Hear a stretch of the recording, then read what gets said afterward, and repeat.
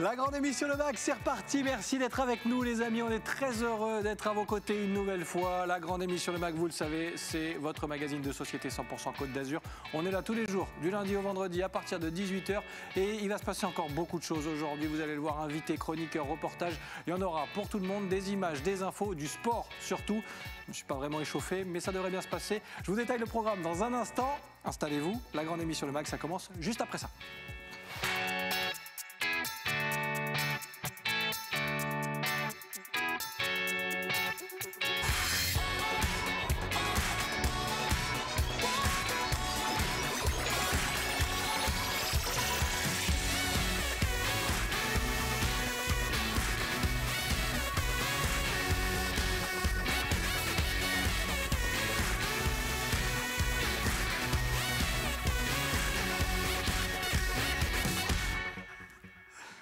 Mercredi 3 février, vous regardez la grande émission Le Mag. Merci d'être avec nous. C'est un plaisir de vous retrouver comme chaque jour à la même heure sur les antennes d'Azur TV. Merci d'être là, de nous être fidèles. Il va encore se passer plein de choses. Je vous le disais juste avant le générique, on va détailler le sommaire du jour ensemble avec une sportive qui sera sur ce plateau, une grande championne. Oui, c'est Julia Pereira, médaille olympique de snowboard cross qui sera avec nous dans quelques instants. On a plein de questions à lui poser parce qu'elle cartonne, bien sûr. Mais vous allez voir, il se passe plein de choses autour du snow et on va évoquer pas mal de sujets avec elle. Elle sera sur ce plateau dans quelques minutes. Le reportage de la rédaction, lui, on continuera à faire un petit peu de sport. On ira à Falicon puisque la crise Covid-19 impacte aussi sur notre état psychologique. Alors on se détend, on fait un peu de sport et surtout on est solidaire, vous le verrez, avec ce sujet de la rédaction. Et puis on terminera avec un événement qui va avoir lieu et on croise les doigts jusqu'au bout, mais c'est assez rare pour être souligné. Oui, on va parler de livres avec Michel Bounous des éditions B des Anges puisque ce week-end arrive un événement important. On l'évoquera avec lui. Il sera notre invité dans la deuxième partie de cette émission. Daisy est là, en place. C'est Rose. Comment ça va? T'es sûr? Oui, c'est Rose, c'est Rose. Ça va, Daisy? Ça va et toi? C'est Daisy qui a donc la même styliste que Brigitte Macron. Non, mais c'est vrai. Oui, il fallait pas le dire. Mais classe. Ah, ça va, c'est classe? Mais très, très classe, bien sûr. Attends, je me permettrai pas de me moquer. Attends, je mets des chemises en jean. Je voulais amener une petite touche de peps aujourd'hui dans l'émission avec l'invité qu'on a. Eh ben, écoute, c'est réussi. On va faire un peu de sport, enfin nous un peu moins, mais on va en parler surtout avec notre invité médaillé olympique de snowboard cross. Julia Pereira est avec nous aujourd'hui. Et on voit tout de suite la différence quand on reçoit des sportifs. Elle est arrivée en 2 secondes. Comment ça va, Julia? Tout va bien? Ça va, merci. Merci d'être là, c'est un plaisir. C'est un honneur de vous avoir sur ce plateau. Je le disais, grande championne. Et on est très fiers de vous avoir sur la Côte d'Azur. Comment ça va? Parce qu'on le sait, la période, elle n'est pas évidente. On arrive à pratiquer son sport. Ouais. C'est compliqué. Comment vous gérez en ce moment? Ouais, c'est compliqué. Au début, on avait un planning un peu tout établi avec telle date, telle course, tel stage, tout ça. Et avec le Covid, c'est compliqué. On ne sait pas trop quand est-ce qu'on part, si on part pas. Donc tout arrive un peu à la dernière minute. Les courses annulées, en fait, elles sont reprises ailleurs. Enfin, c'est un peu compliqué, mais on s'en sort. Finalement, ça va. C'est pas pire cette saison. Donc voilà. Et vous en sortez plutôt bien, puisque dernièrement, les résultats sont là aussi. Oui. Les sensations, elles sont comment? La saison, elle se passe plutôt bien? Ouais, le début de saison se passe plutôt bien. Bon, il a commencé tard. J'ai eu ma première course il y a 2 semaines en Italie, où je fais 4e le premier jour et 3e le deuxième. Donc ouais, super début de saison. Je suis contente après tout ce travail qui a été fait tout l'été et après deux années un peu compliquées pour moi après les Jeux Olympiques. Ouais, je suis quand même satisfaite de ce début de saison et j'espère que ça va continuer. Je pars au championnat du monde dans 2 jours, donc voilà. Il y a encore de belles échéances. Daisy. Au moins, elle a droit aux remontées mécaniques. Oui, elle peut. Elle peut. Vous avez suivi un petit peu les aventures de Julia, médaillée olympique très jeune, 16 ans? 16 ans, ouais. Je vois, c'est tôt et bravo. C'est pas à moi que ça arriverait. Mais non, mais chacun son domaine, qu'est-ce que je te dis. Non, mais c'est vrai qu'on a suivi ça aussi sur la Côte d'Azur et on va se replonger dans quelques souvenirs, forcément, puisque je vais vous proposer de revivre un petit peu cette médaille olympique. Julia Pereira, on était du côté d'Isola avec les fans. Regardez, petite image d'archive, mais on remonte pas très loin, je vous rassure tout de suite, regardez.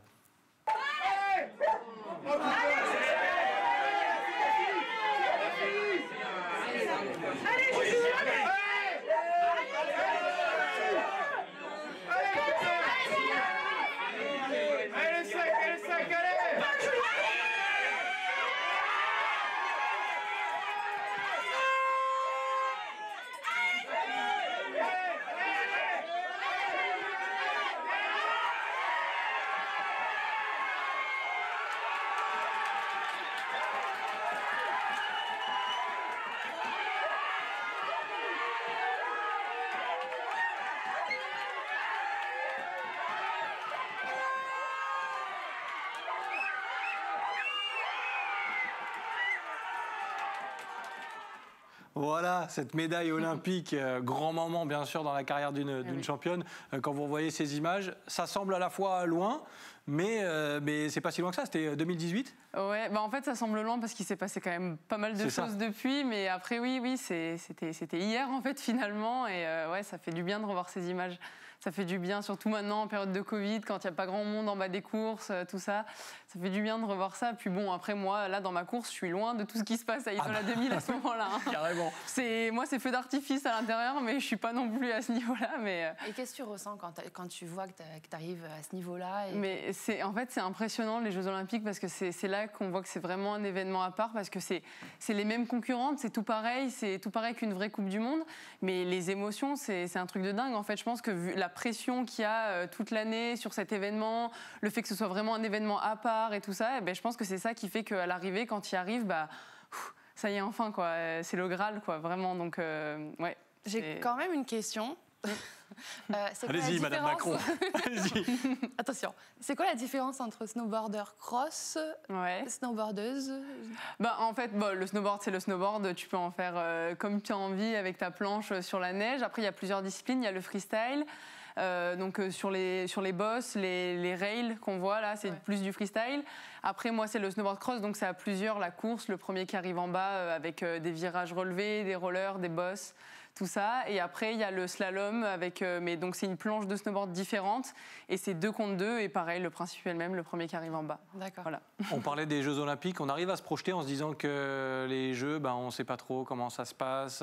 Il y a des échéances bien sûr qui arrivent, mais les Jeux, je me fais pas trop de soucis, c'est quand même un événement super important. Et puis c'est l'année prochaine, c'est pas de suite, donc j'ai l'impression que le Covid, ça ira quand même un peu mieux. Enfin, j'espère. On croise les doigts, bien sûr. D'ici là, donc j'espère que ça va pas trop changer le planning par rapport à ça. Donc voilà, non, je garde espoir pour les prochains Jeux. Bon, et on garde le sourire. On voit qu'il y a beaucoup de choses qui réouvrent à ce niveau-là, où ils autorisent un peu plus de choses. Donc c'est vrai que. C'est vrai. J'espère qu'on voit enfin le bout du tunnel. On espère, bien sûr. Et c'est pour ça qu'on y croit, nous, dans la grande émission Le Mac. Daisy, on ne va pas échapper au quiz. Ah bah oui, tailleur ou pas tailleur, il y a quiz. Forcément, pour essayer d'en savoir plus sur notre invité, Julia Pereira, des indices qui vont s'afficher. Et Daisy, il va falloir trouver l'info qui se cache derrière cet indice.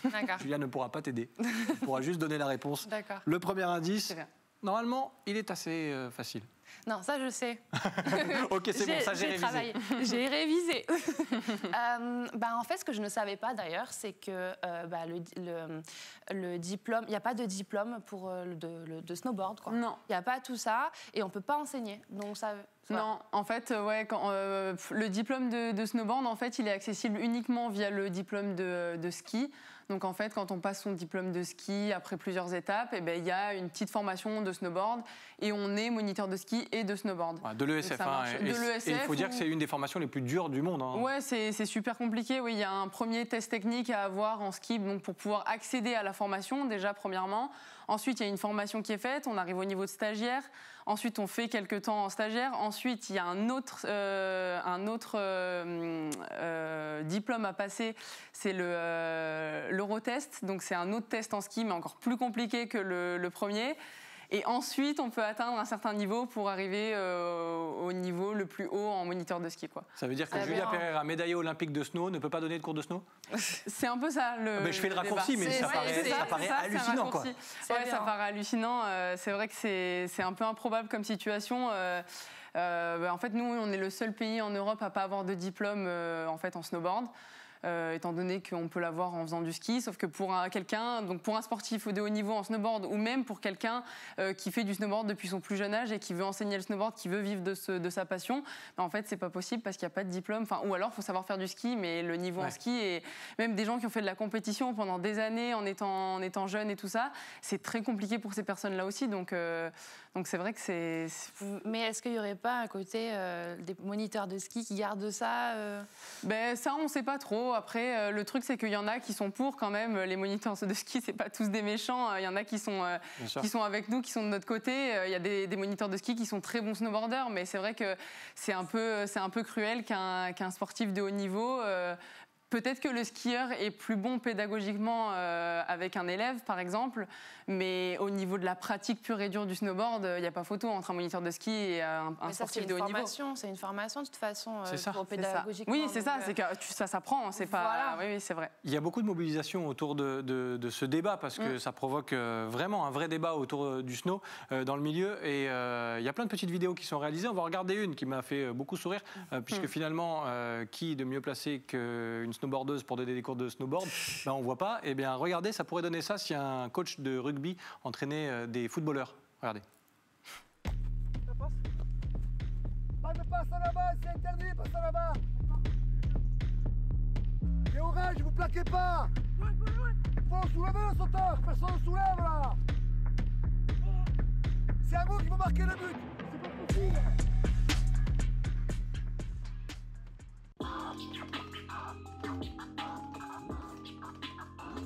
Bon, maintenant, stop les gars, c'est du n'importe quoi, changez-moi ce ballon.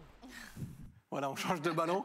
C'est vrai que c'est drôle, ça fait sourire, mais le sujet il est quand même sérieux. Et voilà, le slogan il est bien choisi pardon, à chacun son sport. On en est où aujourd'hui, Julia? Ça avance? Il y a quand même bon espoir que les choses bougent? C'est un peu compliqué. Donc, il y a eu beaucoup de réunions à ce sujet-là avec des personnes haut placées pour discuter de tout ça. C'est très compliqué de se faire entendre, surtout que ça paraît complètement logique quand on en parle de se dire bon bah voilà, tu veux être entraîneur de ski, il y a un diplôme, tu veux être entraîneur de snowboard, il y a un autre diplôme, mais c'est bien plus compliqué que ça. Ça se passe beaucoup plus en haut au niveau des directives et tout ça. Donc, voilà, donc c'est très très très compliqué.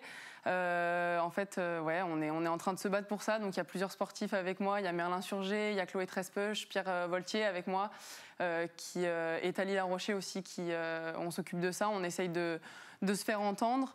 Après, on espère que la ministre des Sports entendra notre message et comprendra la situation, parce qu'elle est quand même un peu grave. Donc, Et si on veut aider, si on veut signer cette pétition, on fait quoi?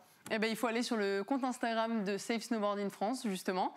Et donc, il y a le lien dans la biographie pour signer cette pétition. Voilà, essayer de faire le maximum de bruit, en parler. Je pense que c'est ce qui fera le plus de bruit avancer auprès les choses, bien sûr. Voilà, exactement. Et c'est aussi pour ça que nous, on voulait vous recevoir, parce qu'à notre niveau, si on peut passer ce genre de message aussi, on ne va pas se gêner. Voilà.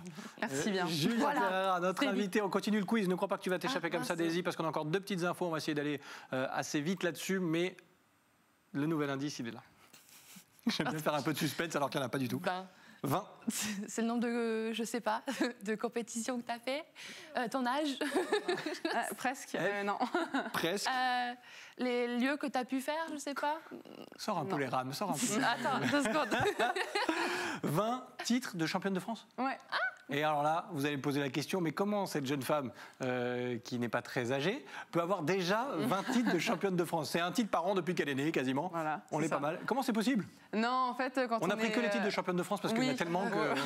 tellement, non, je sais pas, mais... Non, mais oui, en fait, quand on est plus jeune, on peut toucher à toutes les disciplines, en fait. Donc, quand j'étais petite, je faisais du slalom, du freestyle et du border cross. Et donc, du coup, il y a les championnats de France avec les 3 disciplines et le résultat des 3 disciplines si on a participé aux 3. Donc, du coup, il y a des années où j'ai remporté les 4 titres, du coup. Donc, du coup, c'est vrai que quand on comptabilise comme ça va vite. Et à partir quand on arrive à un certain âge, on nous demande de choisir notre spécialisation. C'était pas forcément ce dans quoi j'étais la meilleure, jeune, en tout cas, le border cross. Mais c'était ce qui m'éclatait le plus, donc j'ai vite choisi. Voilà. Et sans regret, voilà, la suite à parler. Daisy, dernier indice pour toi, avant de retrouver le reportage de la rédaction. Il va falloir en savoir un petit peu plus encore sur Julia Pereira. Mais en plus, c'est nul, hein, je l'ai vu tout à l'heure. Mais alors, il n'y a pas de pression, tu sais, il y a toujours rien à gagner. Il n'y a rien à gagner. Globe de cristal, c'est pour la prochaine... Elle n'est pas bien, elle n'est pas bien. Bon, on va l'aider. On va l'aider. C'est l'objectif, c'est le Graal. Ça récompense en tout cas la meilleure snowboardeuse mondiale. C'est ça, en fait, les Jeux Olympiques, c'est quelque chose, mais le Globe de cristal, pour le sportif, pour moi, c'est encore mieux. c'est synonyme de régularité pendant sa saison. En fait, c'est ce qui récompense, c'est la première ou le premier snowboarder de la saison, en fait, sur le résultat de toutes les Coupes du Monde. Ouais, c'est pour ça que ça récompense aussi la régularité. C'est ça, c'est qu'il faut être bon. Si tu en loupes une, c'est compliqué, ou alors il faut gagner toutes les autres. Donc c'est très compliqué d'obtenir un globe de cristal et c'est un vrai objectif, voilà, d'être une athlète accomplie et d'être régulière sur toutes les compétitions. Voilà. C'est plutôt et bien donc parti. Là, tu pars dans 2 jours, tu es déjà bien mentalement, tu sais, c'est bon, t'es calé. Ouais, mentalement ça va, je suis prête. Après, par exemple, les championnats du monde, ça rentre pas dans le globe de cristal, c'est un événement à part comme les Jeux Olympiques. C'est vraiment uniquement les Coupes du Monde. Et là, actuellement, 4e du classement Coupe du Monde. Alors, je sais pas si le globe c'est jouable, mais on va essayer de se rapprocher. Mais évidemment, évidemment.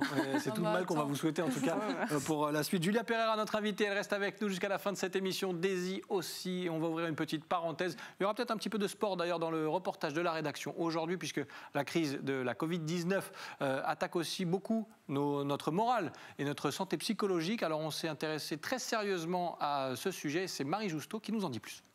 La crise sanitaire a eu beaucoup de répercussions sur le moral des Français. Confinement, couvre-feu, une période complexe à surmonter psychologiquement. À Falicon, ce jeudi matin, une campagne de soutien a donc été lancée. Relaxation, sophrologie, sport, de quoi se vider la tête et penser à autre chose.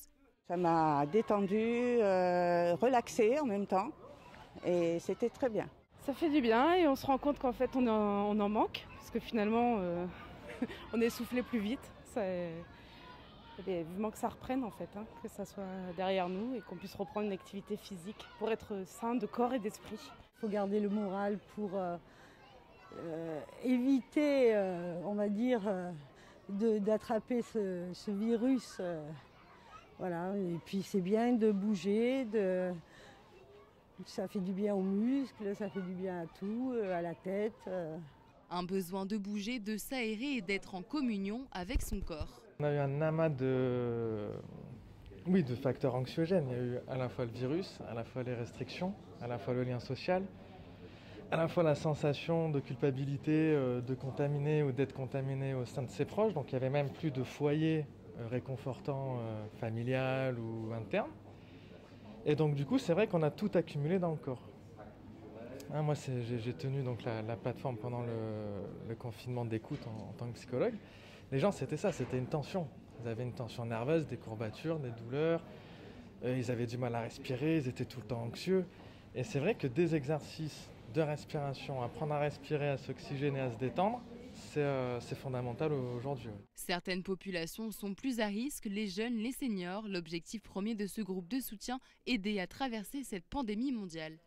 Merci à Marie Justeau des rédactions d'Azur TV, emmenée par le toujours très élégant, très talentueux Nicolas Galup. Voilà, c'est cadeau. Que vous retrouvez tous les jours aux côtés d'Éric Revel, en tout cas du lundi au vendredi à partir de 18h30, juste après la grande émission, pour l'info sur Azur TV. On est de retour sur le plateau de la grande émission Le Mag. Brigitte Macron est toujours là, merci. Toujours. Brigitte d'être avec nous. Julia Pereira aussi. On continue cette émission, on continue de parler aussi d'Isola, parce qu'on l'a évoqué à demi-mot tout à l'heure, Isola.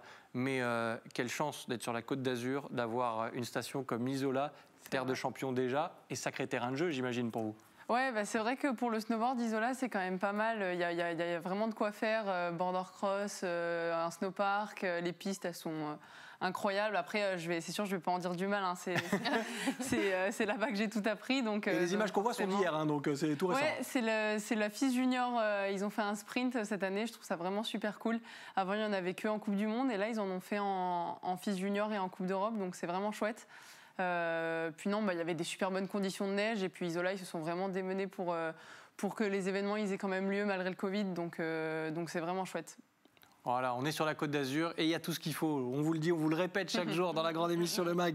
On va accueillir notre deuxième invité du jour. Lui, il sera connecté à ce plateau dans quelques secondes puisqu'on est encore une fois à vos côtés. Et on va parler de livres. Oui, ça fait du bien aussi en ce moment. Et en prévision d'un possible confinement qu'on ose à peine prononcer, mais c'est le cas. On croise les doigts. Mais vous allez voir, il va se passer plein de choses. On est à vos côtés. Aux côtés de Michel Bounous qui vient nous parler. Lui, il est chez les éditions Baie des Anges, bien sûr, et il vient nous parler de ces éditions et de cet événement, on croise les doigts, qui va avoir lieu ce week-end et des événements qui ont lieu. Il n'y en a pas beaucoup, donc on est très heureux d'en parler. Bonjour Michel, merci d'être avec nous. Bonjour. C'est un plaisir de pouvoir discuter quelques instants avec vous parce que, je le disais, vous avez prévu le confinement saison 3 avec un événement ce week-end. Racontez-moi un petit peu cette histoire. Eh ben, on est en manque de salons et de festivals du livre, donc on a décidé de monter une petite manifestation vendredi après-midi et samedi jusqu'à 17h, donc le 6 et le 7 février, le 5 et le 6, pardon, à la Galerie des Dominicains, où on va présenter une bonne partie de nos collections, tant sur les romans policiers niçois que sur les ouvrages sur la montagne. Alors, pour faire le plein de livres avant le confinement 3, c'est ce qu'on peut lire sur ces affiches aussi. Qu'est-ce que ça a changé, ces confinements? Parce qu'on l'a vu, hein, ça a été un sujet très important, les livres, pendant cette période-là. Est-ce que vous avez vu, vous, une modification dans les comportements des clients, des lecteurs qui ont consommé plus ou différemment d'ailleurs? Le principal changement pour nous, c'est qu'il y a un retour des acheteurs en librairie, une décrue sur les achats Internet, et il y a un retour vers les libraires, vers le conseil, vers le choix, vers ce genre de choses. Et ça, c'est assez magique, on pourrait dire. Et c'est un peu à contre-courant de ce qu'on peut voir en ce moment, d'ailleurs. Hein. Oui, non, mais c'est le livre, et c'est un produit culturel, donc, et qui a quand même besoin, on a besoin de conseils, on a besoin de les voir, on a besoin de les toucher, et c'est pour ça qu'il y a un vrai retour des clients en librairie. Julia Pereira, qui est notre invitée, quand on est une sportive de haut niveau, alors on est amené à voyager beaucoup, on n'est pas toujours entouré de sa famille, de ses proches. Est-ce que les livres, c'est quelque chose qui vous permet de... ou pas du tout? Vous avez le droit de dire non. Hein. Moi, j'ai toujours eu du mal avec la lecture depuis toute petite. J'ai lu dans le cadre scolaire, voilà, mais c'est vrai que je lis pas assez en dehors de tout ça. C'est pas là que vous allez vous mettre dans votre bulle. Non, je suis pas dans ma bulle. Là, moi, pour me mettre dans ma bulle, je fais rien. En souvent, je fais rien. J'écoute de la musique et puis voilà. Désolée, je lis pas. Mais non, voilà. ça arrive à des gens très bien. Voilà. C'est vrai, voilà. Je ne lis pas tous les jours non plus, j'avoue tout. Michel, j'espère que vous n'allez pas nous juger. On a un conseil lecture pour Julia Pereira. On a un roman policier qui s'appelle Mystère à Isola 2000. Ah. Et il y a une skieuse qui est assassinée sur le télésiège de la Lombarde. Super. Ah oui, ça va vraiment me ça va bien booster. Bien. Ah ouais, super. Merci du conseil. Bon, de toute façon, on risque plus rien sur le télésiège, il est fermé. Michel Bounous, on rappelle l'événement vendredi et samedi. Le principe, comment ça va se passer un petit peu ces après-midi, ces journées? On espère que ça se passera sous le soleil avec une limitation de 6 personnes à la fois. C'est à la Galerie des Dominicains, en face l'Opéra, dans le Vieux-Nice. Merci Michel Bounous, c'est toujours un plaisir de discuter avec vous, même virtuellement. Voilà, on s'adapte, nous aussi. Et on va inviter les téléspectateurs de la grande émission Le Mag à se diriger vers cet événement vendredi et samedi. C'était un plaisir. Merci beaucoup Michel. Merci. À très bientôt. On est de retour, nous, sur le plateau de la grande émission Le Mag. Avant de terminer avec Julia Pereira, un mot sur la suite. On l'a évoqué un petit peu tout à l'heure. Ouais. Championnat du monde. Et il va se passer encore plein de choses. Les objectifs, c'est de continuer à grimper toujours plus haut. C'est ça. Il n'y a pas vraiment d'objectif très clair. Juste, voilà, me faire plaisir et ramener les plus beaux résultats possibles et donner le meilleur de moi-même à chaque fois. Voilà, c'est très compliqué pour moi de donner mes objectifs, étant donné que ça fait 2 ans que c'est assez compliqué. J'essaye de garder un peu les pieds sur terre et de vivre un peu au jour le jour. Voilà. Bon, c'est déjà pas mal. Dans l'époque qu'on traverse en ce moment, c'est déjà une très bonne chose. Allez-y pour terminer. Le secret pour gagner, pour toi, voilà. Ah, le secret? C'est le secret. Il n'y a pas de secret, mais voilà, une bonne préparation, une bonne récup, manger bien et se reposer et être là au rendez-vous quand il faut.